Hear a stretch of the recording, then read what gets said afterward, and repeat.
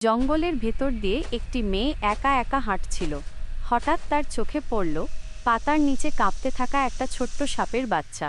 কোনো কিছু বিচার বুদ্ধি না করেই সে মায়ায় পড়ে গেল। বেচারা বলে নিজের বোকামিতেই সে সাপটাকে তুলে নিয়ে বাড়ি চলে এল। দিন যায়, সপ্তাহ যায়, সাপটা বড় হতে থাকে, কিন্তু অদ্ভুত ব্যাপার, সে কিছুই খায় না। মেয়েটি তাকে শখ করে দুধ দেয়, মাংস দেয়, কিন্তু সাপটা কিছুই ছোঁয় না। তবুও দিন দিন সাপটা আরও লম্বা আর মোটা হয়ে ওঠে। মেয়েটির মনে এবার একটু খটকা লাগে। সে নিজেকেই প্রশ্ন করে, খায় না, তবু বাঁচে কিভাবে?